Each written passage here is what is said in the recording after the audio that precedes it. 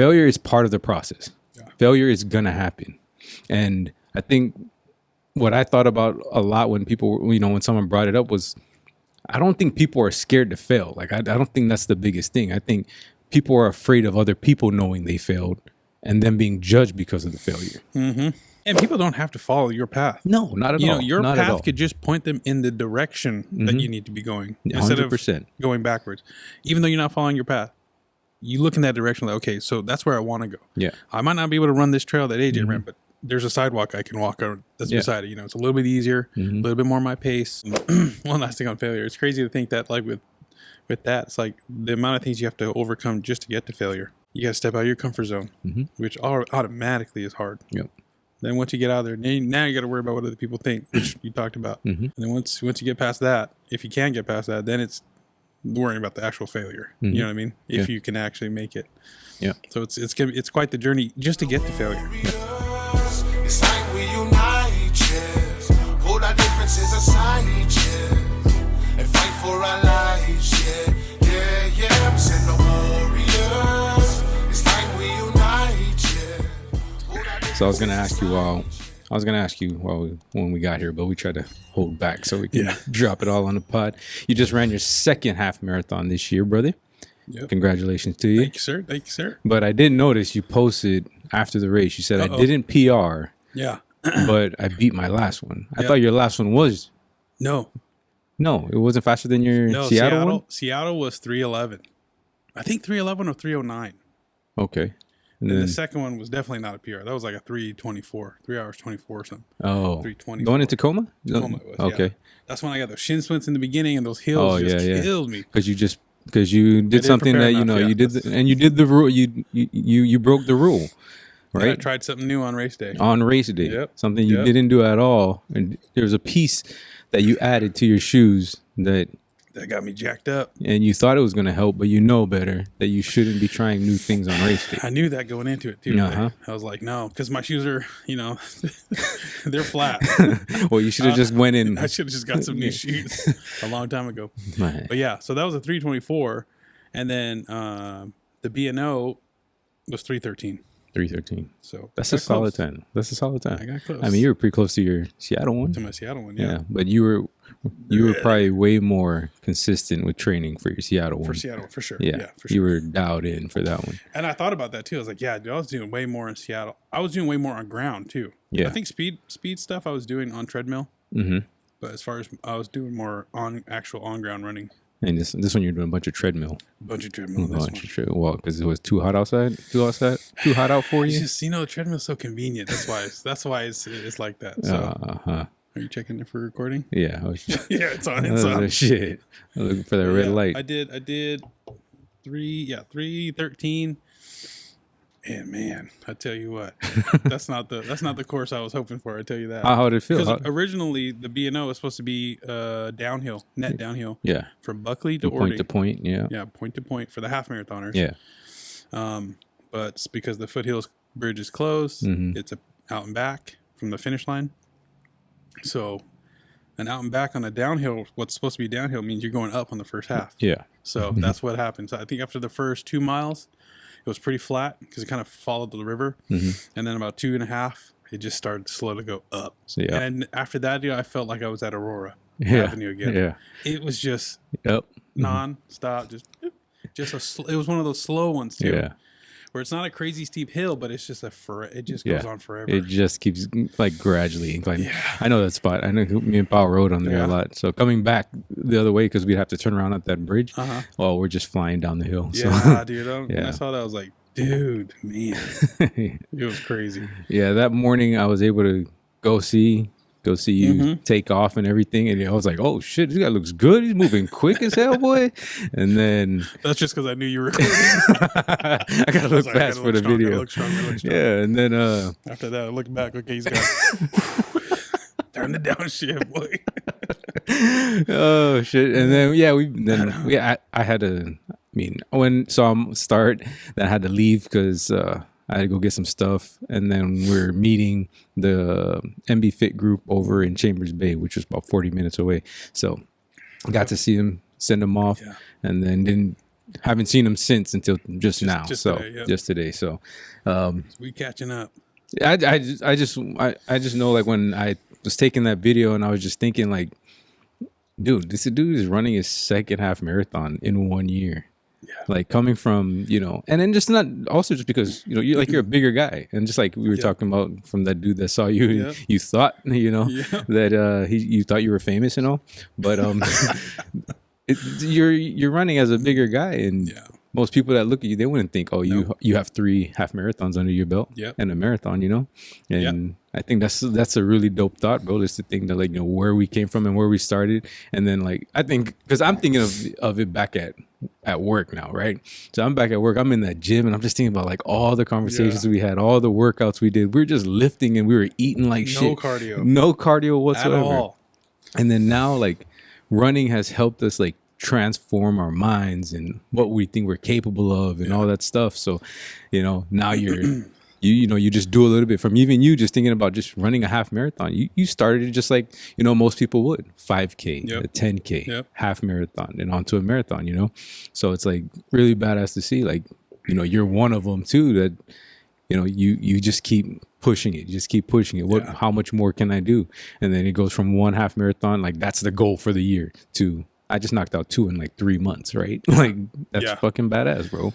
And then I got the big one at the end. Then you got another marathon this year. A full marathon again. And then then you're just going, and then just the thought of that, right? Like, where you came from. And then I did 2 half marathons and a marathon in 1 year. Like, that's fucking badass, bro. And that's really fucking, like, most people are there, that's just too far out, it's too hard. They won't even take the step to try and get there, So I know a lot of time you don't give yourself credit about, the shit that you're doing, but you always say, I'm not there yet. I'm not there yet. Well, none of us are there yet, but the idea is, like you said, you're going in the right direction, right? And you're doing things that are a little uncomfortable, and you're pushing yourself to, just thinking about the marathon, I'm sure it's you going through that again. You're thinking, oh, fuck, this is going to suck. But you already planned you're going to do it, Yep. And that's one of those things, when you say you're going to do it, you got to do it now. So that's what I'm trying to change about myself, is when I say I'm going to do it, I got to do it now. It's like, because before I would say a lot of stuff. We know a lot of people that say a lot of stuff, And then when it comes down to executing, there's nothing there. The action's gone, or there's no work moving toward it. So I'm not saying I'm perfect either. Even for this marathon, it's kind of like, oh yeah, I'm coming off of Tacoma. I should still have a lot of that fitness to push me into the BNL. Should be no problem. Miss some runs here and there. Don't train as hard, but going through this one now, it's like, okay, I got to really make sure I pick it up for Seattle, because I don't want to be hurting. Yeah, and I would love to beat my time, because that Seattle one last year took forever, man. Yeah. So, but that's what it is, man, and you already knowing, like, what it takes, that's the thing, because a lot of times, like, people just don't know what it takes to even get to a point like that. Like, I have to run a marathon, or how you have to train to do that. And then you already went through that, right? And so what you need to do to get better. Yep. And that goes into basically what we're going to speak about today. And today I had this I put up a reel from our last podcast, and it brought up this idea of people trying because they're afraid of failure. So I really wanted to talk about, failure, and the failures we've had, how we've dealt with it, and how, at least for me, I've taken it in a way, and I put it in a way where failure is part of the process. Yeah. Failure is going to happen. And I think what I thought about a lot when people, when someone brought it up, was, I don't think people are scared to fail. Like, I don't think that's the biggest thing. I think people are afraid of other people knowing they failed and then being judged because of the failure. And I know that's a big deal, especially as Islanders, right? Because we have family, and families, as soon as you do something, you try something hard, or you're doing something that's a little out of the norm, they'll jump on you. They'll not jump on you, but they'll be quick to talk about it. They'll be quick to spread it. Oh, this guy did this, and he failed. I told him he couldn't do it, or I knew he couldn't do it. Stuff like that. And it's sad to think that people would do that to you, especially family and friends, but like, a lot of times that's the reality of it, though. Yeah, and it is a real thing that a lot of people want to see you succeed until you're succeeding more than them. They just don't want you to succeed more than them, They don't want you to do better than them, right? They want you to do better, but just not better than them. And it is sad. Yep. It is sad, but that's reality, and that's okay. And, like even so this year, and I just want to bring up a bunch of, like, it's a lot of stories like I know that I have about failure and how I dealt with it and what happened like afterwards. And I'm okay with failing, like, and I've dealt with many of them. I've showed them. We have literal YouTube videos of me failing, and I like to show that part, even though like inside for me, right, like, oh, it hurts. Like when in that moment, like a lot of times that stuff hurts and it sucks, but I always think about the process that I went through to get to that failure, at least, and what it took for me to even step to the plate of what it looks like to fail. And, and I'm okay with showing that stuff because I think it helps people understand that, it is part of the process. And, it's not really all about the failure. It's all about the process that it took you to get there and what you learned in that process and what you learned from that failure. I set a goal this year, right? My goal was to run 3 miles every day of the year, right? And I haven't really spoken about this because it kind of like, it didn't seem like a big deal to me. But I understand it could be like in the thought like process, like what this dude said that he was going to do something. And I'm big on whatever I say I'm going to do, I'm going to do it, right? But so basically what happened, right, was I think I was like 70 days deep or something like that. It was something around there, 60, 70 days deep. And I mean, going with the flow, just doing what I'm supposed to do. And it is what it is. I had to go get a minor surgery. That's right. And I had to go get that minor surgery, and that took me out. Like, I just didn't want to mess it up. And I didn't want to mess up the recovery process for that whole thing. And I just didn't want to act all gung-ho about something that, it's not. Is it cool, like, if I was able to show my consistency and how I'm able to just, show up and regardless of the situation, right? I say that a lot. Regardless of the situation, you can get it done. But that wasn't going to be smart at all for me to try and just go out and run. Like, I definitely shouldn't have. Like, I know, like, just by the way it felt afterwards, that would have been a bad idea. Like, and then I had to pay money for this little surgery. I had to go, take time out of, the family's day and all that. And for me to mess that recovery process up and then possibly have to go do it again, that would be stupid of me, right? So it's bigger picture, it's perspective, it's what actually matters, right? So I dropped that goal. The idea was to just go ahead and start back up once I, recovered and all that stuff. But then I set that goal to run the 350 marathon. And because I understand what it takes to get to that point, right? To train for a marathon and all that. I didn't think it'd be smart if I jumped back into that and like ran every day. Stacked all those days when I understand that I'm going to be running hard a lot. I need recovery days. I need days to just not run. So I just went ahead and put that off. Not saying that I won't go ahead and try and do it again at some point, and that's definitely something that I might do. But, it was, I mean, basically it was a failure, right? It just didn't happen. I just didn't do it. And that the big thing is I said I was going to do something and I just didn't do it. But a lot of times you can make excuses, you can create these reasons why, but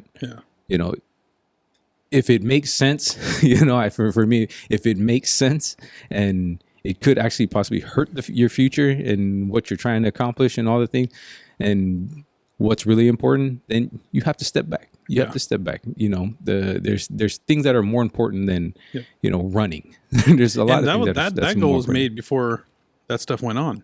Right. So that whole thing wasn't even planned. Like the surgery wasn't planned. None of that. This was so you had to adapt. You had to make an adjustment or pivot. Exactly. And it's not like you quit and then you're just not going to do anything about it. Or there's a goal behind it. So and I mean, it's not like I do stuff every day. It's not like I'm not doing something anyway, it's like that goal was put behind me, but I still, training for the marathon is harder than me running 3 miles every day. I can tell you that the how hard I have to run, like how, the mileage I have to put in, it's more than what I was doing before I started this training prep. So it's just one of those things where I put it off and it basically comes down as a failure. It's one of those things that I just didn't accomplish when I put it out there. And for me, it was just smarter and it just made more sense, and I just want to bring that up because that's something I haven't talked about since I kind of didn't follow through with that, Mm-hmm. And I didn't want to make it seem like it wasn't important. It is important. It is, because I said I was going to do it and I just didn't finish that. But yeah, this marathon prep is really important to me. This is a big goal for me. It's something that's hard, and we'll see again, right? We'll see if we fail and what happens after that, if we make it or if we fail. Yeah. But like I said, I've failed a lot, and that my first sub 4 hour marathon attempt, I failed, right? Mm-hmm. And I've learned from that. That's why this prep and me knowing that I can't go into it training or running 3 miles a day like that, it's not smart. Yeah. Like I know that. Like I know, because that's basically what, I was trying to do to that time I was training. And it put me in a situation where it got me injured, held me back, and I didn't accomplish my goal. Yeah. My body wasn't ready for it because I did too much, did too soon, tried to be gung-ho, tried not to be smart, wasn't smart about it. Yeah. And I basically tore my body up doing it. So, and those are things you don't know until you go through it. Exactly. Right? Yep. Exactly. You never know. You're not going to know if you've never done it before. Mm-hmm. So, and as you're saying that, I'm thinking all of my training too was like, all that stuff adds up, man. Yeah. And there's so many things like that, right? There's so many things you just don't know until you go through with it. And you can be gung-ho about it. You can push through all this stuff. But the one thing that I don't like is, because I like to be consistent. I like to be able to show up every day. But if I'm pushing it to a point where I injure myself, and then it's like even like lifting sometimes, right? Yeah. I think about when I'm lifting, if I injure myself, like my back especially, like I already have like back and like kind of hip issues, right? Yeah. And it pains me sometimes, but I just know, and I wear a belt a lot, and probably people wonder about that. I wear a belt quite a bit. Belt? Even with everything that I'm doing. I could be doing chest, I could be doing, back, I could be doing, like squatting, whatever. I use a belt a lot, and for me, it's for that point where I'm using this belt to protect my back, because I know it's one of those parts that kind of pains me already. And if I hurt my back, that puts me out of a lot of things, right? And it takes me out of my consistency. And I know what happens. Like if I've been doing this for over 3 years now, where I'm at it like every day, right? So if it holds me out for weeks, it's gonna mess with me, right? Yeah. So I try my best to stay healthy, still pushing myself, right? Still pushing myself, but trying to stay healthy, trying to be able to show up every day. And I can't do that if I'm injured. So that's the one thing that I just don't want, is to get hurt. And especially for no reason. Like that's why I don't ego lift at all. Like I'm fucking far from that. I don't care about what anybody thinks about how much I lift and all that shit. I don't care about any of that. I do what I got to do back in the day, it did, though. For me. Oh, yeah. You know what I mean? Yeah. Because you're the bigger guy, so you have to lift all the weights. Yeah. It's expected of the bigger guys to lift heavier. But even me, I don't lift heavy. No, I did some upper body today. The most I did was 45-pound dumbbell. That was it. Mm-hmm. I didn't move past that. Still got a good pump. It's whatever your goals are, right? You can tell from the camera. The gains. The gains. But, so we want to talk about like failure, right? And I think it's all perspective when it comes to failure. Like how you see it, how you view the failure, right? Mm-hmm. And so there's a story that I was thinking about before we, jumped on. And back in Saipan, right? 12 years old, I just made my first All-Star team, baseball. Went to Hong Kong, got to play in Hong Kong, and enjoyed that whole experience. That's when big back then. Huh? That was probably big news back then, huh? Oh yeah. Going to Hong Kong. That was first time I wasn't even really into baseball at the time until I made that All-Star and I was able to travel and all that stuff. Like I got to go to Hong Kong and play baseball and get this whole experience like at 12 years old. Dope experience, bro. Like I loved it. Got to go with teammates, friends, go and do all that. We lost in the championship game by 1 run. So it was an experience that we were really close to going to the Little League World Series, and that would have been a crazier experience, right? Yeah. So after that, I'm just always thinking like, dude, I want to try and go, do this every year. I want to try and go to the World Series every year because we always see the kids on ESPN playing and stuff like that. We just think it's so badass. So we lose that year. We go back, and so I move up an age group the next year, 13 and 14-year-olds, called Junior League, right? And I remember being intimidated. I remember feeling intimidated going up to that, because you're going to a bigger field. So you move from 60-foot bases to 90-foot bases, right, on a bigger field. And I just felt like I'm damn small. Like, I'm not as big as the guys. Like, I'm watching the other guys that are already at that age group, and like, dude, these guys are big. They, they throw hard, all that stuff. It's like, I don't even know if I could throw that far, kind of stuff.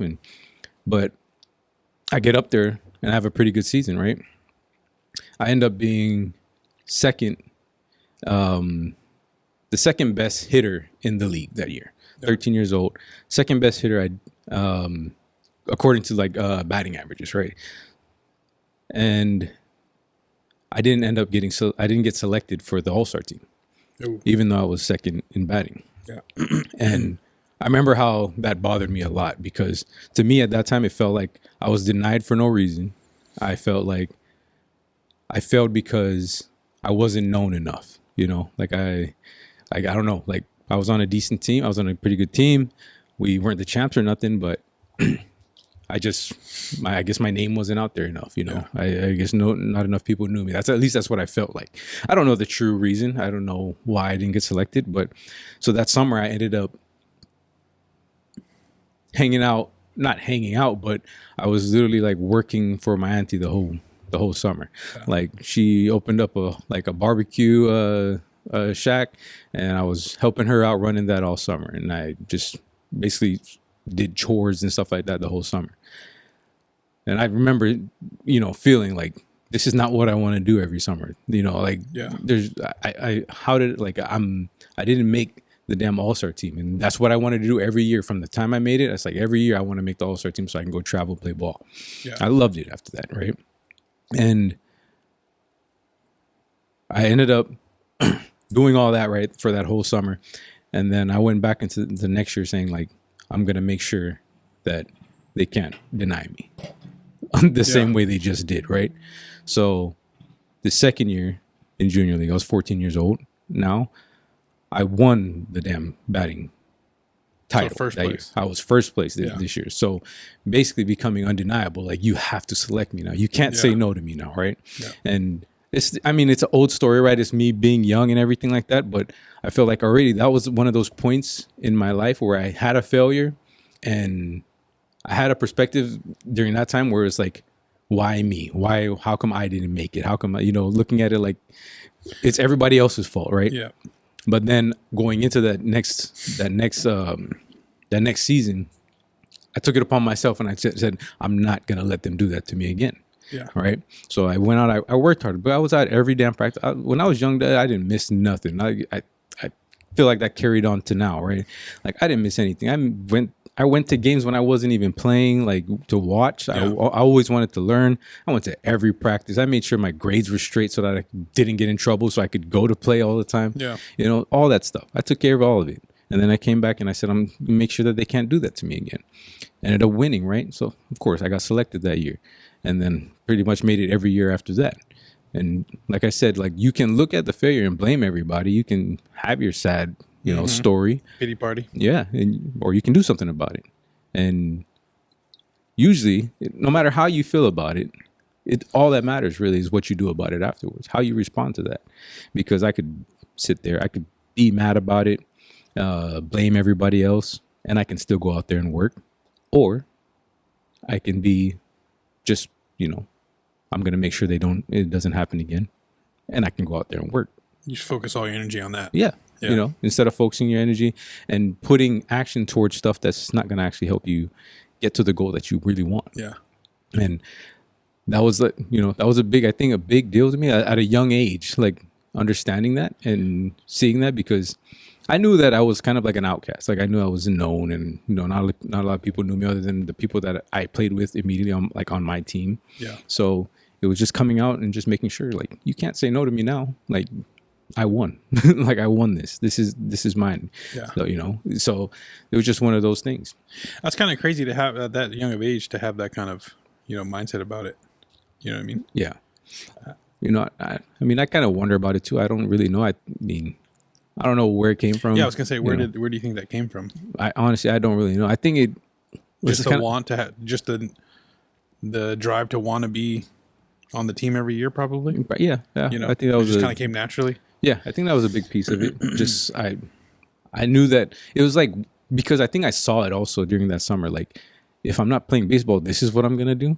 Oh, you know what I'm saying? Yeah, like, this is what I'm gonna spend my summers doing. And I know, like, after that, and I made it every year because I was like, I don't want to spend my summers doing this shit. I don't want to spend my summers at home because I know that I'm not gonna do anything, worthwhile. Like, I'm gonna be put to work the whole damn time. Baseball was my escape. Yeah, especially after getting a taste of it that first year. Mm-hmm. You know, and dude, like, just knowing that experience and getting to go with my friends and play ball and just have these new experiences. Like, how can I get that again? Yeah. Yeah, and I think that was really like I said, right? Like, you could look at it in a way where, like, yeah, that did suck, but I also learned, like, I know this is not where I want to be, so I better work my ass off and stay making the team. Yeah.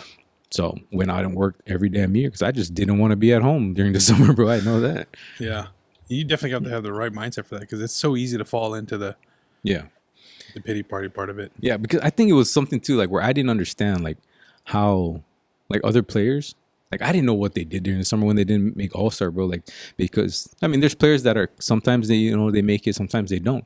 Yeah. And then I was just like, dude, what do you guys do during the summer? Because I know, like, for me, if I wasn't playing baseball, like, and I wasn't practicing during the summer and then going and, flying or going wherever to play, I don't know what I'd be doing. Like, I mean, I know what I'd be doing, but it wouldn't be fun. It wouldn't be anything like this, And thank God that, I went out and I did do it. Dang. Yeah, I think the failures, man, like, when I look back on a lot of them, even like the losses in All-Star tournaments, a lot of things, like, it all seemed like at the time, right? Like, at the moment, it's like the worst thing in the world, right? It's like the world's crumbling. Yep. But like, now, after seeing, what it does for me, it's like, it makes it so that I'm not afraid to try. You know what I'm saying? Because whatever it is that's in my mind, you really think about, like, how many things, even in our business, that we've just went out and tried. We came up with an idea and we just said, we're just going to try it. We'll see how it goes. Yeah. We'll figure it out along the way. Yeah. Because there's no fear. The fear of failure is not there. And we've been able to accomplish a lot of that stuff because we just went out and just tried to do it. Because I think like I said, we weren't afraid to fail. We weren't afraid of what people thought about it, And it's like this, like the podcast, like, for us to come out and just drop a podcast and then now we're, almost 50 episodes deep. It's like just the thought of that when we first started. We talked about it before we even started, and we're just like, dude, I don't know. Like, this is all out there, and whatever we talk about, people are gonna remember, and they can always go back to it, whatever. But now it's like, I don't care. Like, this is, what I mean? It's like, because it's so easy for people that don't try to judge you when you're to critique, when you're doing something or when you're trying to do something. It's very easy for those people to talk, because most people, honestly, when you look around, especially people like around our age, they're not even trying anymore to do anything. Yeah.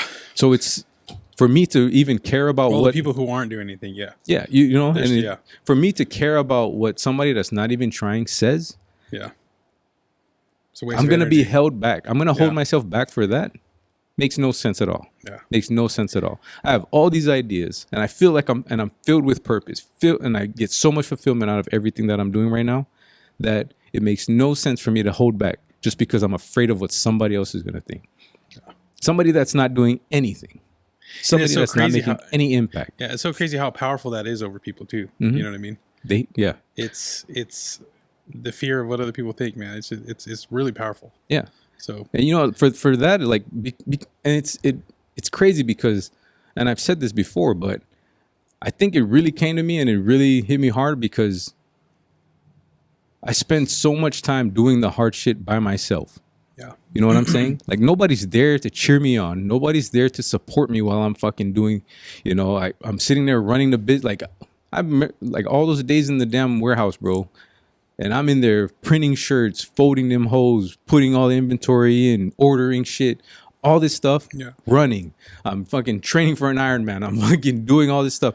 Nobody's there. I'm by myself. Yeah. Until the actual event or something big, then somebody's there. But all those days, I spend 99% of the time by myself. Why would I care about what somebody has to say about me when I spend all that time by myself doing that work? They have no idea what it looks like. They have no idea what it feels like. There's no way in hell I'm going to let that person stop me. No way in hell. At least from trying. Yeah. You know, at least from trying. Because if I succeed, they also don't know what that feels like. Mm-hmm. They don't know they don't even know what it felt like to fail. They have no idea because they would never put themselves in that situation where they could possibly fail in front of people. They never try. Because they're not even trying. Yeah. So there's no way in hell I would let somebody like that hold me back. I stopped giving a fuck a while ago about that kind of shit. And that definitely takes a while to get to. It does. You know. But like I said, when you're doing the work, when you're doing all the stuff like to build yourself and all the stuff that you're trying to do to reach your goals, you'll notice there's a lot of people are going to leave. A lot of people are going to walk out on you. A lot of people aren't going to show up. They're going to talk about it. They're going to talk about I'll be there. Yeah. They're not there. You're by yourself. All that matters is what you do. Yeah. You can't rely on other people to be there. So all that matters is what you do. And then you're just going out and really a lot of stuff is I'm looking at people, but man, that's what I'm listening to, right? What I listen to and what I take in is people that are doing what I'm doing, what I want to do. So whatever they're doing, I'm imitating, or I'm listening to what their lessons and everything that they've gone through, and I'm noticing that. And even when they speak about mindset, they just speak about mindset. They speak about their experiences. I notice more and more now because I'm doing it so much more. You're talking about people who are successful. Yeah, like people that are successful in the place that I want to go to. Yeah. Right? Yeah. Way, way above me. They're so far ahead of me, right? But that's where I want to be. Yeah. And I look to them and I listen to them. They're the ones that I put in my mind. I don't put all this negative shit that people might say. Yeah. I mean, even if you don't say anything, honestly, I'm one of those fucking dudes, and honestly, it's kind of crazy to say, but I'm one of those dudes that even if you didn't say anything negative, I already kind of put it in my head that you did say it anyway. But I just use it as fuel. Oh, okay. And it's like even if you didn't, and I feel like you did, I'm just using it as fuel. I won't even have any like negative, like feelings towards you or anything. Yeah. I just feel like maybe you said something. Maybe you feel a certain way. Yeah. And that's okay with me. You just turn that around into fuel. Yeah. And that's the only way I'll act on it. Yeah. I mean, it sounds fucking nuts, but it kind of got to make shit up sometimes. Some people run off that negative energy, you know? I know David Goggins does for sure. Yeah. that guy but he actually gets real shit like that's real. That's true. Yeah. He gets a lot of real hate. Yeah. And I mean, well, at least he did in his early days, but. Yeah, and that's a real big part that I want to get across to most people, man. Like, there's things I know that you want to do. There's things I know that you want to achieve, but you're worried about what people are going to think about you. Like, you want to go start running. You want to go hit the gym, start losing some weight, but you're scared about what your partners that you drink with are going to say. You're worried about what your family's going to say when you show up to the to the party and you're not going to eat that food, right? Yeah. Everybody's so worried about that, and those are like those experiences, like when I had to go through it myself, right? Yeah. I learned like, bro, it doesn't really matter because I went to softball tournaments and I wasn't drinking, and then I also had like a bowl, a Tupperware of rice and your whatever clean food. Yeah, clean food, and of course they got something to say. They got jokes and all that. Yeah. Does it matter? Not really. Just do it because at the end of the day, you'll see you get the results, right? Yeah. And what they say don't matter. Like, I mean, you can hold yourself back and be like, I don't want them to think this. I don't want them to say anything, so I'm just gonna go do that. You can do that all you want, and you see you won't get the results that you want because you fell back into it. You didn't follow the plan. You didn't stay consistent like you're supposed to stay consistent. You didn't do what you needed to do to get to the goal. Yeah, because of what people might say. That's crazy. I mean, for some people listening to this right now, they might get irritated, but it's the truth. It's the truth. If you really step back and think about it, it's 100% true. Mm-hmm. You might, people might not want to hear that, but it's true. That's reality, man.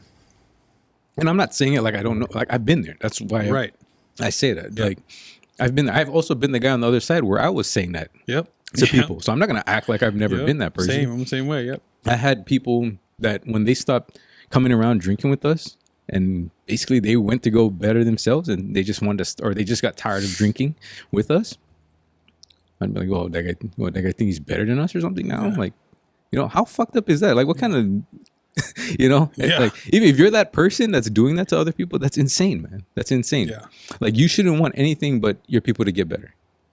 And your people to do things that, would make them great if they feel like that's going to make whatever they're going to go do is going to make them great. And bro, if like you're that it's person crazy because I don't know that, what that's called. I don't know what that is. What is that? I mean, it's like we said at the beginning, I think it's just people want you to do good until you do, but just not better than them. Just not better than them. And for the most part, that. Yeah, I can see that because then it makes them feel bad about what they're doing. Yeah. I see that.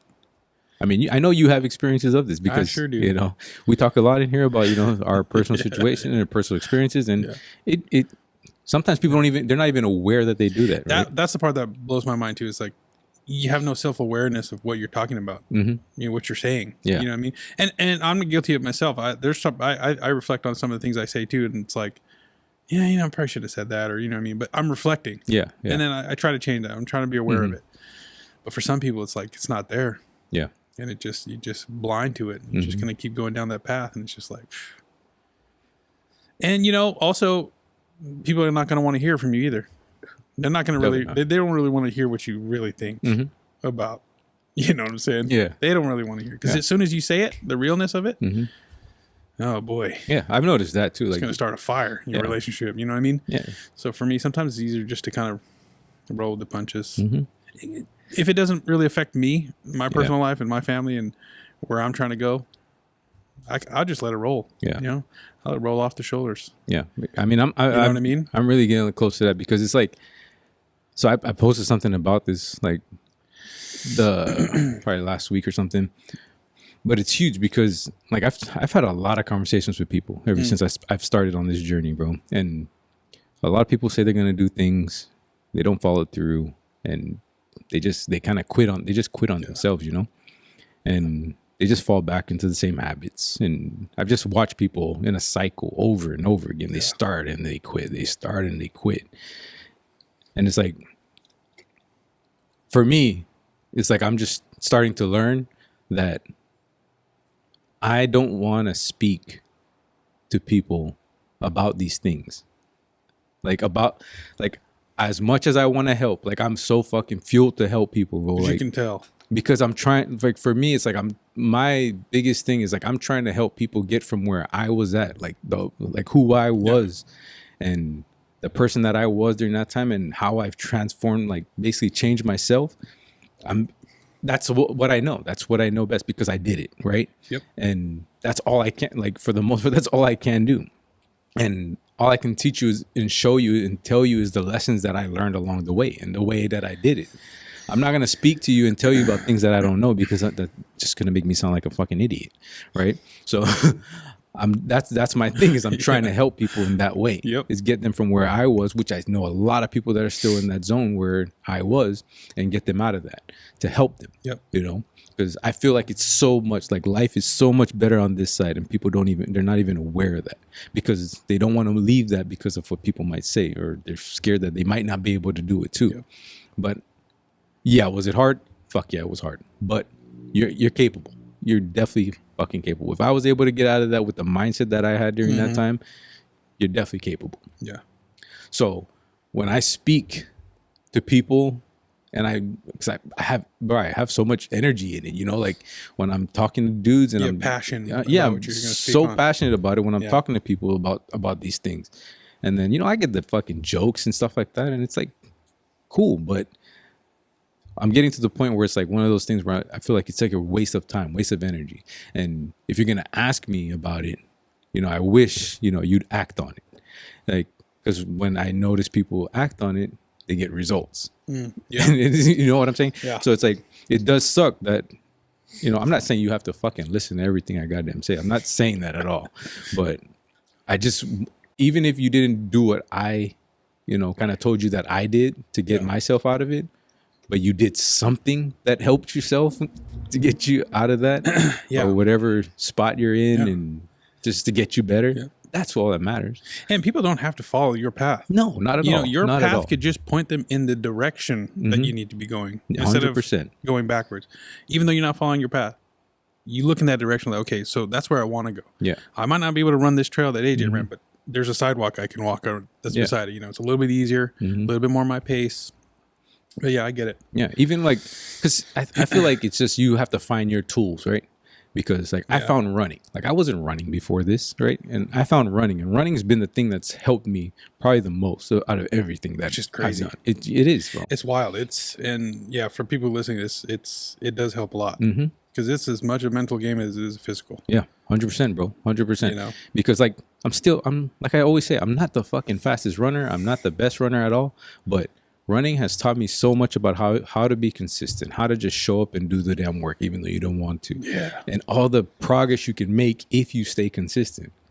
Like there was no way in hell. Bro, I remember the first time I ran 8 miles straight without stopping during 75 hard. And I was like, dude, no way, bro. I'm about to run a marathon. Bro, that was crazy to me, And that was a while ago. Oh, yeah. So it's like, now I remember when I first ran 10 minutes on the treadmill. See, that was it's huge the same to thing. Me. It's the and then same I got to thing. the half-mile mark. I'm like, whoa. Yeah, it's the same thing, deal, bro. Yeah. It's the same thing. Just the way you feel about it, the way you see it, it's the same thing. It's because we just keep stepping up that it's that new level, that new norm for us, right? So like a marathon is like a norm now. It sounds crazy, right? Like norm, before we were like, bro, who the hell runs marathons kind of thing, right? I even brought this up to Ching the other day. I'm like, I ran 14 miles, came home. It was a weekend, right? So yeah, it's a weekend. And I ran early in the morning, come home, they're still laying down us. And I was just kind of telling her about how the run went.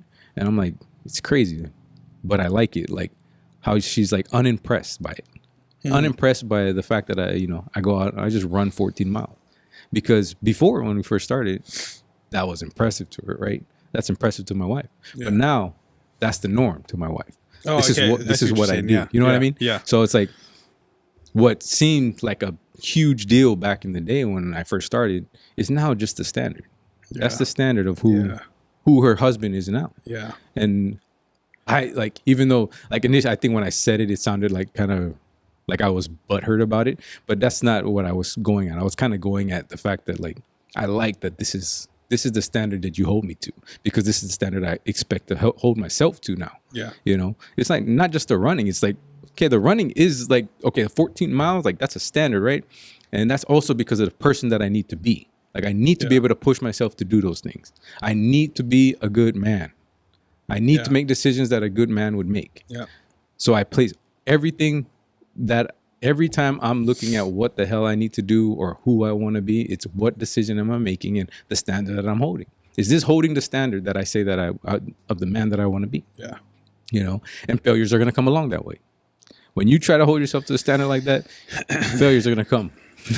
No doubt about it. Because the universe is all about balance. Yep. You know what I mean? And I mean, you go right into it. Like we had a whole YouTube video about the Ironman, right? Yeah. Ironman is one of my biggest failures, right? Biggest failures. And it's probably one of my favorite videos too. I'm not gonna lie, when I'm on the treadmill and it's a tough day, I put that on. You put that on? I do, for real. Why? I don't know. It just tunes my pain out. I'm just watching the whole time. It's like, look at this piece of shit. Couldn't even finish the damn Ironman. I feel good about myself. I was like, oh man, at least I'm not doing an Ironman. No, I don't know. I just like the video. It was a great story though. It really was. It really was. And I think that like I said, I think everything happens for a reason. And yeah, like I've said before, the Ironman taught me a lot. Like, dude, first of all, just the training. That's why I don't want to fucking try and go back and do another one. Basically, because of at least right now or the near future. Yeah. Because of the amount of time I know it's gonna take. You have to dedicate to that. Yeah. And I know for me, if I was gonna do it again, I'm going to definitely make sure that shit doesn't happen again. So I'm going to make sure that all the time necessary is going to be fucking taken. Yeah. It's going to be used training, I will say Nick Bear's doing another one. So, I mean, whenever you're ready, brother, I got my kayak Nick Bear's ready. cool, but I ain't there yet. I got my kayak ready, bro. Yeah, you can tell he's freed of more time now because the business is booming. But it's just one of those things. I know what it takes to get to that start line. And that was 16 weeks of a lot of stuff, but it taught me so damn much. That whole process taught me so much. It was literally like doing 75 hard again, but for 16 weeks. You know what I mean? Because I had to train twice a day a lot of days. I had to still, get to work. I had to still handle stuff here. I still had to, get back home to the family and do things that we had to do. My wife was pregnant at the time. Yeah. All the stresses of that. We moved out of our damn house during that. We sold our house during that time. There was a lot going on. Yeah. So it's like, that was like a whole new deal where I know that I can handle a lot of shit. And it taught me that. So that's why when I have to go do, like when people talk about 2-a-days and, that's why I love running and lifting, because it's like a norm for me now. Like it's a norm for me to go for a run and then hit some weights, like not right after, but like in a day, right? It's like a norm because I've shown myself what I'm capable of doing. And then when I come out of it, I have no excuse to not be able to hold that standard again, as long as I'm taking care of everything else that comes along with it.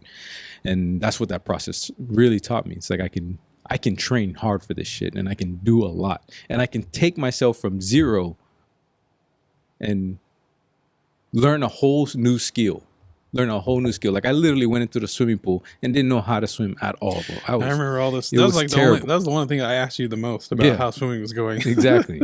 And even though like I get it, right? Like I go into the race and the swimming is the one thing that kicked me out.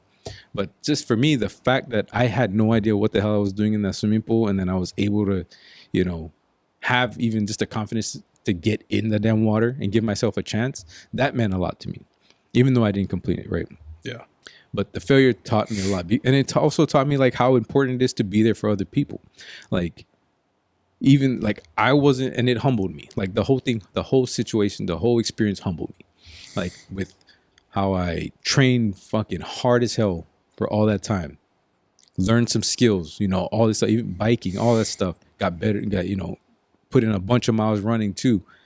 But not making it, spending all that time, all that money, and then failing, and then being able to be there with Pau to go ahead and complete that. Yeah. Like I said on the video, like it was really like, it was deep and very fulfilling to me to see him complete it without me there. Yeah. Because that was like his day, make it about him. It was about him that day. Yeah. And that's why I felt so good about it, even though I failed, right? And then, you go on the drive home back in the car, and I'm like, fuck, dude, holy shit. I can't believe I did all that for all that long and I didn't make it. Yeah. But I felt like that was for him to complete, and it humbled me. Like I said, like I felt if I would have completed that, I don't know, man. I would have. You need a bigger hat. Yeah, I would have fucking had a big head, dude. And I don't want that. That's not something that I want for myself. I don't want to feel like I'm like invincible. I want to feel like I can handle fucking adversity and I can handle shit. But I also don't. I don't want my ego to ever step in to me making decisions that would either make people feel bad or about themselves or make other people or me even give me the confidence or the fucking mentality to think that I could talk or act in a bad way towards people. Yeah. And like talk down on or. Yeah. And because like that's the number one thing that pisses me off about some people, like about people in general. Like I hate when I see people talk down to other people. I hate when they're demeaning to other people. Like that shit bothers me. So like, I think that's one of those things, not saying that if I did complete it, that's what would happen. But I just think it's like, every year, it's been like a humbling is there. A failure needs to come to make sure that I keep working. Yeah. You know what I'm saying? That's true though too. Yeah. It's for me, it's like to make sure that I just keep working. Like you're not there yet. You have a lot of work to do, and I'm fucking totally fine with that. Yeah. And if it needed to happen that way, like failing the first sub 4 attempt and then failing the Ironman, that's 2 years in a row had a big failure, right? Mm-hmm. You got work to do. And immediately, right? For both of those things, man, when I failed, I just went right back to work. Yeah. And I'm not saying that, if I did accomplish them on the first try that I would have like sat back and just kicked my feet up and like, yeah, I did that. Like, I'm good. Like, I don't got to do anything else. I haven't done that yet. Yeah. I've accomplished all these other things. I haven't done that yet. Yeah. So it's like one of those things where I know that if, for me, the idea is every time I do accomplish something, now we set a new level. We go to the next level. What else can we do? What more can we do? because the goal is not always everything, right? The goal is not everything, but it is to set you to do new or more work. Yeah, put you on a different process. And that's literally what everything is here. It's like the work that it takes you to get to one point won't take you, that same amount of work won't take you to the next point after that. Yeah. You know what I mean? So like what I did to just complete a marathon, that's not the same amount of work that I need to do to run a sub 4. And I think a lot of times we go into things thinking like that, right? Yeah. So the amount of work that it took for me to run a sub 4 was a lot more, right? Like I went into that second time trying to go to sub 4, not missing a day. That was the mentality. The mentality was be consistent, don't miss a day of this running. When I tried to go for the sub 4 the first time, I missed 5 weeks, man, because I was injured. Yeah. Because my ego got in the way. I wanted to be fast. I wanted to have these quick paces on every damn run. Got myself injured. And it's like equivalent to ego lifting. Exactly. Huh? Exactly. Yeah. And then that failure, and that's a failure right there, right? So that failure, because I didn't train correctly, 5 weeks I have to sit out before a race, right before a race. That teaches me for the next time, right? So I could have not went back. I could have not tried again. You know, I could have not tried to do it again because it hurt so damn much and it was a terrible experience. But I wanted to prove to myself that I could do this because I know what I did wrong. I learned what I did wrong in that, right? So I learned that this is not the way I need to go about this process to be successful. Yeah. I need to change something, fix it. Went to the next year, changed the process, did it the right way. Got the results. Look at what happened. Yeah. You know? And it's the same thing the same stuff we do with the business too. When we make a drop, right? We drop something and it's a flop, right? We're not going to bring that item back up again. That'd be stupid, right? That's the whole idea of it. Why would you keep buying inventory or buying items that don't sell, you know? Yeah. So what do? The items that sell, you keep getting those items or you keep putting those items out because those are the things that people like. Those are the successful items. So we just keep running like that. Yeah. It's for everything. It translates to everything in life. So like I mean, the Ironman man was like, it was a huge, huge failure, but it was one of the biggest ones that taught me that it's like one of those things like you're just not ready. Yeah. It's not your time. Huge failure, but a great story and good lessons learned from it. Mm-hmm. You know? Yeah. Still a great experience. Like it was a cool event. I won't lie. It was cool just to be there, be a part of it. Oh yeah. I mean, you remember when we were talking about it, we did a podcast and I was telling you how like I'm just like over all this training. Like I was over the training program. It's a lot of work. And I still had like I think maybe 6 weeks left of it. Man. And I was just like, I'm over the training. But I still showed up every damn day because I learned from the past that you just don't miss it because you have to give yourself every chance possible. That's what I'm thinking about going into the marathon training this block. I got a week gap. Uh-huh. That's what I'm trying to channel when it comes to this one, man. I'm really going to try to make an effort to get all my runs in. Yeah. And try as much as I can not to miss any. And see where that takes me. Yeah. I'm pretty sure they'll bring you a different result. Yeah. A better result. That's the goal. I'm pretty sure. Be there before the finish line gets folded up. Before they have to put the mats back out. Before they have to put the mats back out. Speaking of which, this half marathon, dude, man, tell you what, it was a small group. Uh-huh.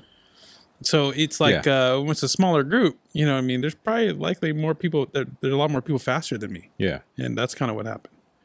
I came in towards the end, but, you know, because there's a good amount of people there. But, like, I remember when I started, I saw the sweeper guy. You know, the guy at the very end. He had the signs at sweeper. I was like, okay. He's behind me. Let's make sure it stays behind me. And that was my goal. Like I kept looking back over my shoulder, bro. I was like, don't let that sweeper catch you, man. Yeah. You better go. Because I think this one was a 4-hour window to complete. Okay. Damn. You know what I mean? Yeah. And I didn't realize it until the day of. I was like, oh, shoot, 12 o'clock. I got to be in by 12 o'clock. Otherwise, I'm disqualified. It shouldn't take me more than 4 hours, though. Because, you know, I did Tacoma in 324 or whatever. But mile 10. Did I tell you that? Did I tell you which? No. Oh, when you So yeah. So I'm going through I'm running, right? I get to the halfway point. By the way, after mile 5, dude, mile 6.5, I was like, where is it? Where is this damn turnaround? By the time I got to mile 5, I'm like, bruh, especially just going up the hill all the time. I hit the turnaround. I was like, okay, I'm going downhill. There's no excuse. I got to go. So I'm doing good for 4 miles, and I get to mile 10 and get stung by a bee on my left ankle. I crossed over a little bridge, and then I'm jogging or running, and all of a sudden I just feel this little pain on my ankle, like right where the bone's at, inside my ankle, and then all of a sudden the pain just intensifies. I'm, what the hell? And I kind of like freak out. I look down. There's a yellow jacket or whatever, a bee. It's not a honeybee, but like a yellow jacket. Yeah. Stung the shit out of my foot. Oh shit. And so I'm like stomping on my ankle trying to get it off. Start crying. Bro, right after that, instant cramp in my groin. Damn. And after, dude, I was like, oh no. Chili's gonna fall off. I think maybe because I was jogging, right? I'm trying to hold myself. I could feel my hamstring was kind of getting a little tense, right? So I was like, okay, just calm down. Just make a nice smooth pace. Don't overdo it. You're going downhill. You should be fine. So I'm trying to hold it together, and then I get stung by a bee. I look down. I was like, instant, just my groin kind of cramped. So I stepped on the bee. I don't even know where it went, but luckily I had my salt tablets on. And I was walking it, dude. No, you remember the guy in Tacoma? The one that you threw all your salt tablets to? That's what I look like. No shit. No joke, bro. But thankfully going through, following you, all your craziness that you've experienced in the marathon, I was like, okay, I know how to overcome this. Take the salt tablets, drink your water, let it do its work. So that's what. And also going through Tacoma and Seattle, doing that too. So how long did it take you to recover and get back running again? I don't even know. I had lost track of time, and that's when I was stressing about the sweeper guy coming up behind me. Yeah, I just kept telling myself, though, you have to keep moving. Don't matter. You're walking at this point. Just try to go. Just move. So that's why I just took my tablets, drank my water, and I was just cramp walking the whole, Yeah. I don't exactly know how long I was walking for, though, but eventually it released. Yeah. And once it released, like right as I feel like I could stand up straighter, because I was kind of hunched. I could slowly stand up straight. I was like, okay, it's coming. It's releasing now. So let's get going. So I just slowly but surely just got back up to my little run pace and was able to finish it. But I wonder if I didn't have that cramp, if I would have made the PR. I would have made PR. Yeah. You know what I mean? It was hard too, dude. Yeah. It's like at one point I was like, damn, dude, am I about to DNF this thing at mile 10? What the hell? Nah. But yeah. Well, but I think as you're telling that, it sounds like a good. Because you haven't cramped or anything like that on a race yet. Not that hard. Not like that. Well, Seattle, I did. By the time I got to Blue Lake, I remember even before that, I remember having to take salt tablets a couple of times. But I was kind of like, it was coming, but it didn't. Yeah, it wasn't a full effect. Okay. This one was full cramp. You know what I mean? Like I wasn't able to stand up straight. I was hunched over, like trying to look like I was walking with something stuck in my ass. I'm just that kind of walk, bro. Yeah, but that's the cool part about it. Like that's what I would like. Immediately, I'm thinking of that. Like I'm looking at that in the whole race, like that you ran. Right, you fucking ran 13 miles. In the whole race, I'm thinking about the points you had adversity and what you did in adversity. Yeah. You know what I'm saying? Like the fact that you're thinking of the solution. You're already thinking of how the hell do I get out of this, but you kept moving forward. Like that's the stuff that you get to take to the next race. You know what I'm saying? It's and I got those from the other races. Exactly. You know what I mean? See? And then watching you.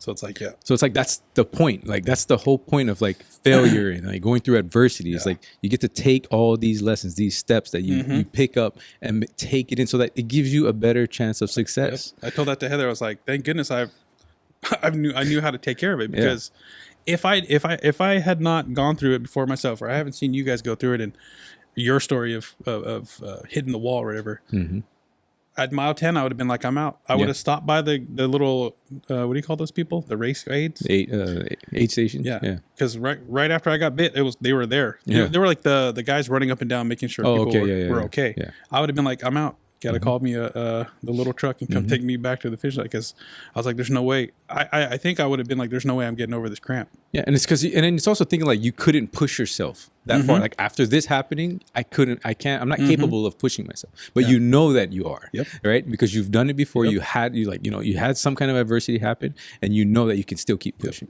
But a person that stays in comfort, that doesn't, they would have shut it down right there. And they hold themselves back because they're afraid of the failure and somebody talking about their failure. They know nothing about that, so they would never push themselves through a point of adversity because they've never done it, or they just won't do it because of. Yeah, and also if you don't know it's possible, if you don't know it's possible, then you would have quit too. I mean, if I didn't know if it was possible, I tell you I would have stopped, dude. Yeah, that's how bad it was. It hurt that bad.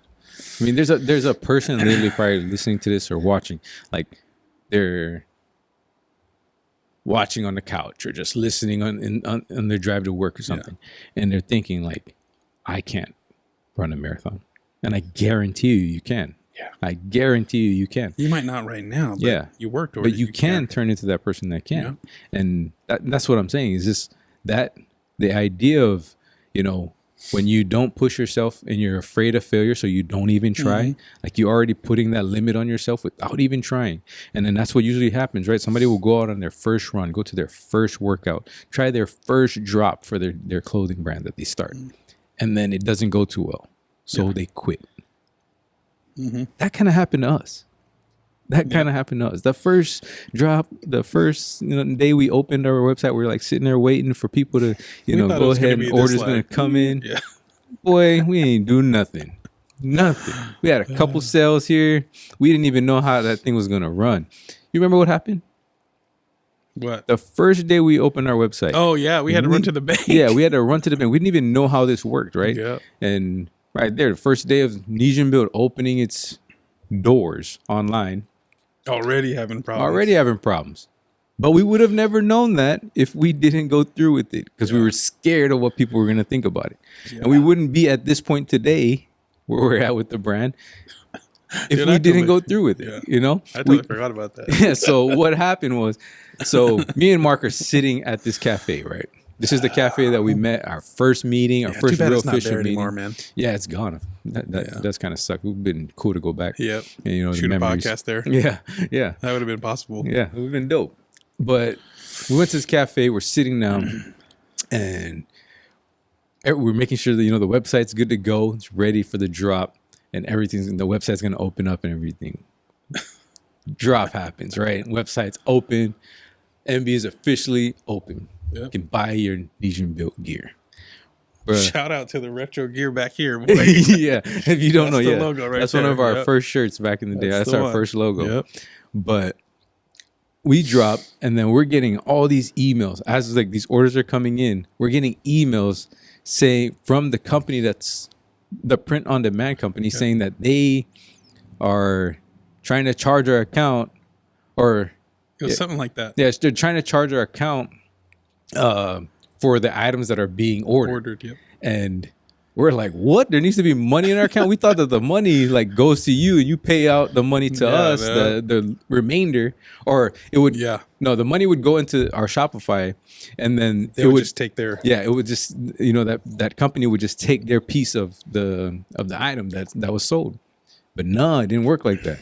So we had to run to the bank, go deposit some money that we didn't even really have. We had to take from our personal funds and go put. We were hoping that we make the money off that, off the first day. Yeah. But we had to go put our personal funds into this account so that it would just pull from that account for us just to get these orders out. Yeah. So like, we would have never been where we were at if we didn't try these things, man. And like the brand is so cool to be here and go through everything that we've gone through, because it got to the point where we know that we just have to try. If we have an idea, just go put it out. Go through the process and know what we've been through and whether it's a good idea or not. And then, just doing it without worrying about if it's going to fail or not. Yeah. Because when now it's at the point when you do something, there's a good thought process behind it, because we've done so many different things. So there's a good thought process behind it. Now it's not like just immediately, comes out and it's not a good idea. Like it doesn't happen like that all the time. We go through a lot of different ideas. We go through a lot of different, thoughts of how we can make things better and how we can do things. But we have examples from our past that tell us that's not, you know, if something comes up, that's probably not a good idea. Because remember when this happened, those failures, like, yeah, you know, we get to use those examples to teach ourselves to be better and how we can serve our customers better, the people that support us and the people that, you know, rock our gear and stuff like that.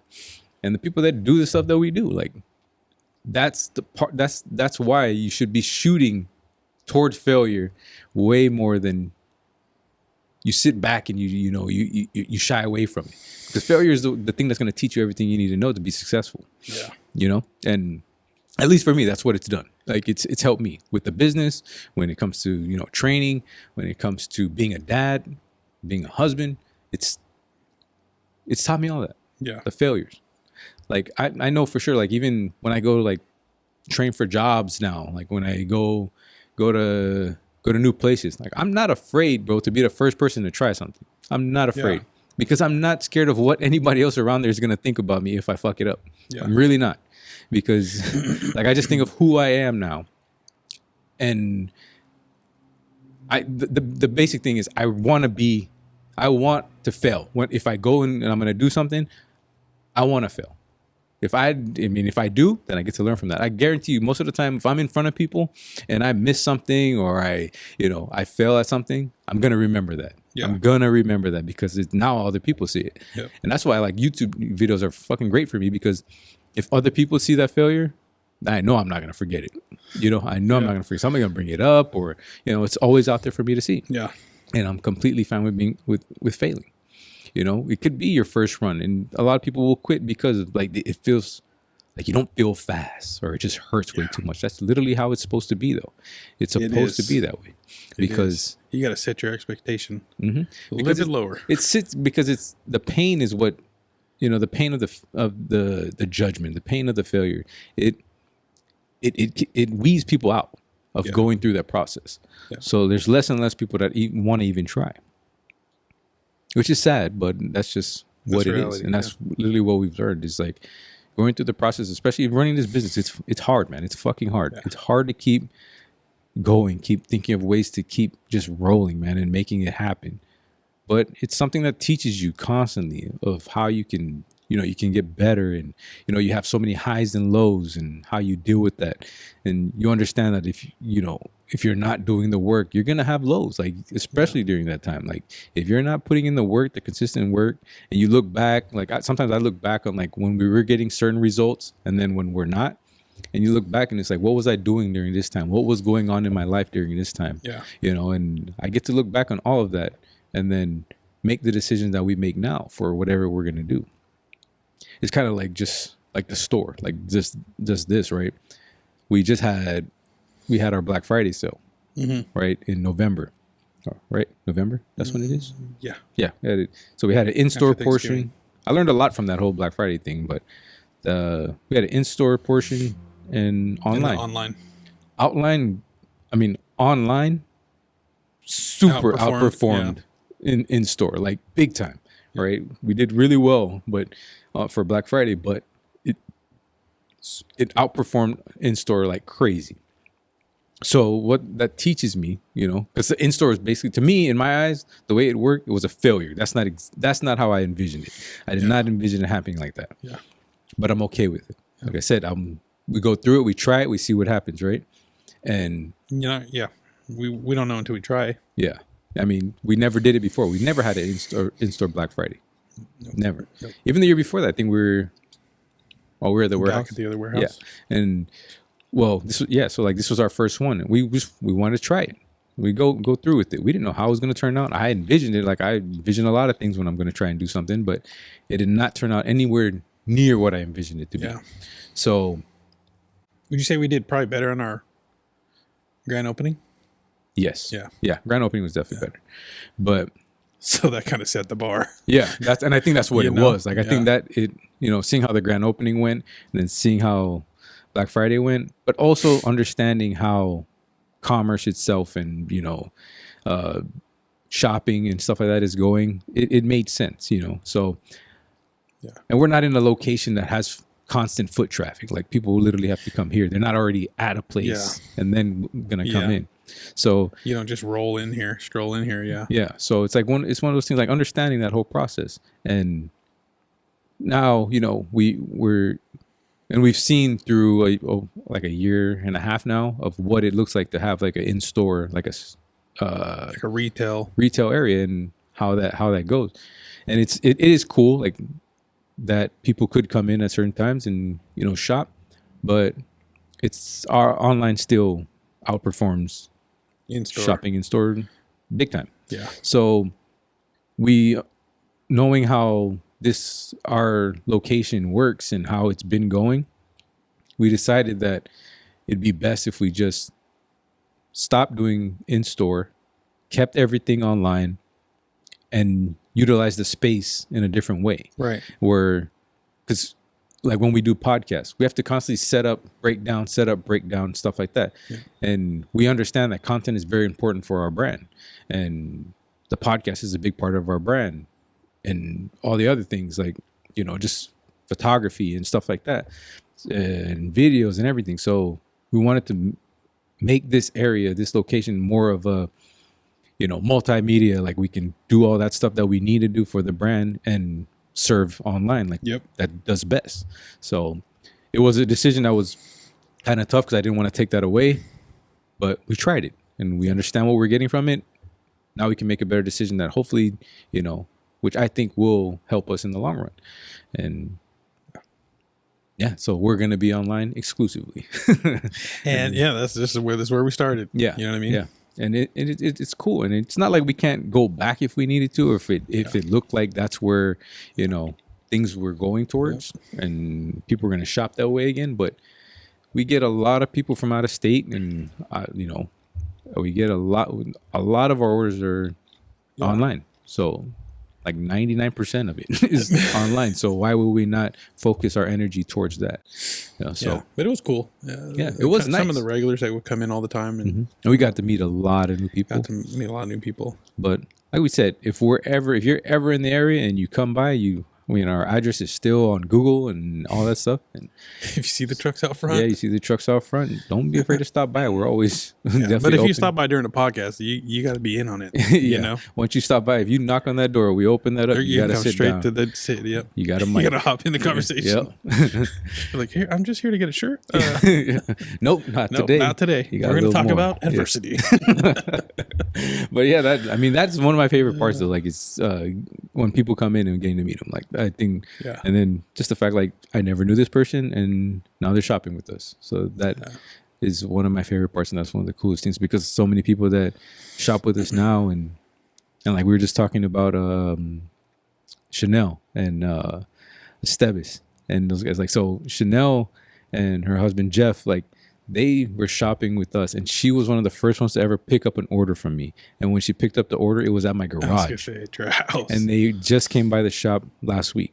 Like, and I think about those things, bro. Like, those are some of the coolest fucking things to me, is just knowing like these people have ridden with us for a while, and they come up, they picked up from the garage, and now they're picking up from the shop. And just to think, where they're at and where we're at in our lives, like.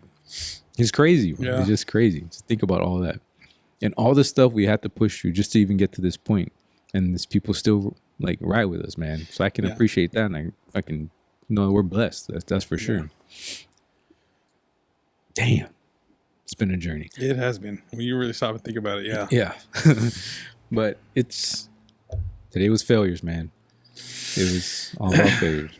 And like we said, I honestly, the biggest thing that I'm completely like aware of, I know that because it was me in the past as well, where I was really worried about what people would think about me, because I was like the guy that wanted to please people all the time, and now it's just not that way, because I find way more peace in it, where I'm peace and fulfillment, where I can go out and try. I try and do these things. I try and do these, go through these ideas that I have, and how it can help people, and how it can help our business, and all kinds of stuff, and how it helps me and my family. I think of all these things when I make these decisions, and all these things that I can try to do to make myself better, and the ideas and the thoughts and the possibly negativity from other people, that can't hold me back. I'll never allow it. I can't allow that anymore, man. Yeah. You know, and it's been good since I've done that. Life has been good since I've done that. Yeah. It's like not worrying about anything that anybody would say, especially if you're not willing to do what I'm doing, if you're not willing to try the shit that I'm doing, there's no way. I just can't allow it. I just can't allow you to get into my head, get you to stop me from trying to achieve goals. There's no way in hell. Yeah. I could not allow it. And like I said, it's just been peaceful. It's been peaceful knowing that I don't worry about anybody's judgment. There's not one person, bro, that I worry about. Like, not one person. Like I go because I feel when I make decisions and I have these goals and I'm, going through whatever journey I'm going through, it's God talking to me, man. It's God. I'm working through him. And I truly believe that. Everything that I'm doing, I'm working through him. So there's no way that I would let another human being try to stop me and tell me that I'm wrong when my intentions are straight, my intentions are good, when I'm picking it up from up above. There's no way in hell. Yeah. One last thing on failure. It's crazy to think that, like, with that, it's like the amount of things you have to overcome just to get to failure. Yeah. You got to step out of your comfort zone, which automatically is hard. Yep. Then once you get out of there, now you got to worry about what other people think, which you talked about. And then once you get past that, if you can get past that, then it's worrying about the actual failure. You know what I mean? If you can actually make it. Yeah. So it's quite the journey just to get to failure. Yeah. So, that kind of touches on what you were talking about earlier with your whole journey of that. And that's like perfect because you're going to tell me that you don't get better from that? You're going to tell me you didn't grow from that? I mean, from that whole thing of getting to the failure. You're going to tell me you didn't grow from that? And if growth is what you seek, adversity and failure is what you need, man. Yeah. If growth is what you seek, you have to go through the adversity and the failure. Yeah. So you saying that is like perfect because it takes a lot just to get to the failure. A sword isn't a sword, just like a sword. Yeah. Just got to go through the fire, bro. Yeah. You know what I mean? Got to go through the fire and a lot of pounding. What kind of pounding? Pause. What kind of pounding? A lot of pounding on the streets. But yeah, that's good. As you were saying, I was just thinking about this. Like, damn, that's a lot to go through. Yeah. Before you even get to failure. Yeah. I mean, as soon as you said that, I'm immediately like when you talk about getting out of your comfort zone, I'm thinking about the Iron Man again. Like, I got like just getting out of my comfort zone. Didn't know how to swim. Never jumped on a bike. Yeah. And like, there's no way. I never thought, bro, like I'd even sign up for something like that. There's no way. Yeah. Like, how do I even do this? Can I go that long? Like, how do you build endurance like this? I don't know.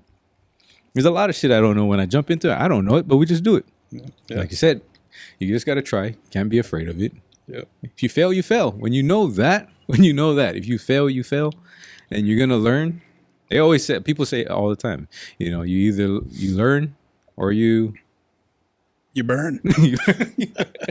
You either win or you learn, right? Like, so you. Oh, yeah. You can't lose. Like, there's always something good that can come out of it. Yeah. Because even winning, bro, like, even if you do win, even if you are successful, there's sometimes you don't learn as much as if you did lose, or if you failed. Because you haven't hit all the possibilities on the way up. Yeah. And failure is a possibility. And that's like, or you haven't learned from it. And I think that's why, like, failing the things that I have, especially the Iron Man, like, it taught me a lot. Like, there's a lot that I got from that, and there's a lot that I just stepping away from all of it, and like kind of detract, or what do you call that?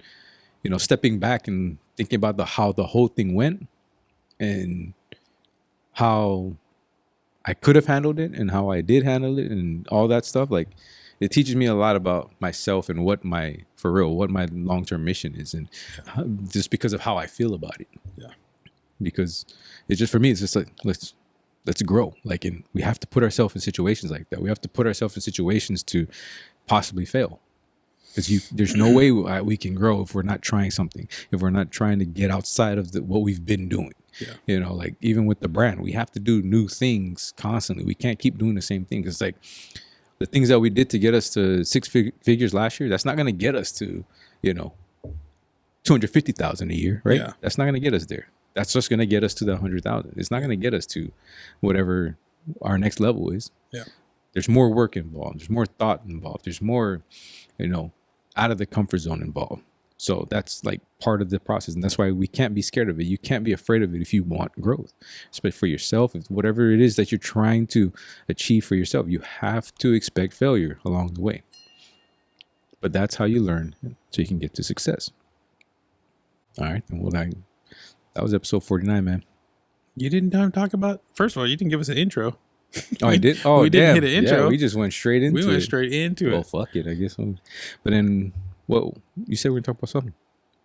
No, we can talk about it after off camera. It's not. It don't matter. What? Sure. Yeah. We get. All right. We get. Oh shit. Don't get an intro on this one, but you're getting an outro. Yeah, you get the hell of an outro. But yeah, man, I hope you guys enjoyed the episode. Hope this helps. It's the main goal of all of this. Help as many people as we can. So And even though you might be a little sensitive to some of the words that fly here, but it all comes from a good place. yeah, Just so you, and that way, I mean, that's what we say it. You know what I mean? we got a bunch of videos and a bunch of podcasts out there, and if you don't know that by now, at least from me, then maybe it's time to stop watching. But you know, that's I honestly like it. Really like I said, like it really does come. I'm very passionate about it, and it comes out in that way. And I just hope people do understand that my main purpose, and I feel like I said, I get it from above. Like God wants me to turn into somebody, and I need to change my ways, and I had to change who I was so that I can help other people, get better themselves. In any way that I can, even if it's just a little piece, a 10-second piece that helps you, achieve whatever next goal. That's all I'm aiming for. Like one person at a time. That's all I try to do, and I just really hope that this was able to help you.